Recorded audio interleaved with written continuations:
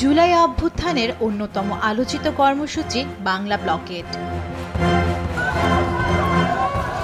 ৬ দিনের টানা অবরোধ তুলে নিয়ে ২০২৪-এর ৬ জুলাই বাংলা ব্লকেডের ডাক দেন বৈষম্য বিরোধী ছাত্র আন্দোলনের সমন্বয়ক নাহিদ ইসলাম।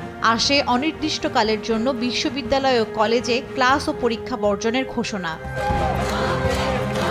সারা বাংলাদেশ অবরোধ করার পরিকল্পনা থেকেই ৭ জুলাই থেকে শুরু হয় এ কর্মসূচি।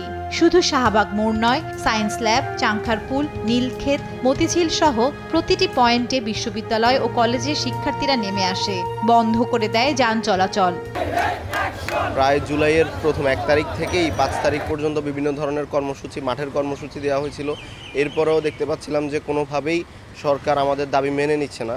তখন আসলে আমরা বাধ্য হই শাহবাগ ব্লকেড করার জন্য, এবং এরপরে আস্তে আস্তে এই ব্লকেডের ব্যাপ্তিও আস্তে আস্তে বাড়তে থাকে, যে আমরা শাহবাগ থেকে শুরু করে পুরো ঢাকা শহর ব্লকেড করা শুরু করি, এবং এরপর আমরা ঘোষণা দেই যে আসলে সারা বাংলাদেশে আমরা ব্লকেড পালন করব। ছাত্রলীগের যেই রক্তচক্ষু সেটা উপেক্ষা করেই সবাই আসলে ব্লকেড কর্মসূচিটা সফলভাবে পালন করছে। ব্লকেডের দিনগুলো স্মরণ করে শিক্ষার্থীরা বলেন, জনভোগান্তি হবে জানা সত্ত্বেও যৌক্তিক দাবির জন্য অনড় ছিলেন তারা। কারণ বাজারে মাইকে বলেছিলাম যে এখানে অপেক্ষমান যারা আছেন সকলের প্রতি আমাদের বিনীত অনুরোধ, আমরা আজকে হয়তো এখানে একটি ক্ষুদ্র দাবি নিয়ে এসেছি, যে দাবিটি হয়তো আমরা এখন ফেস করছি।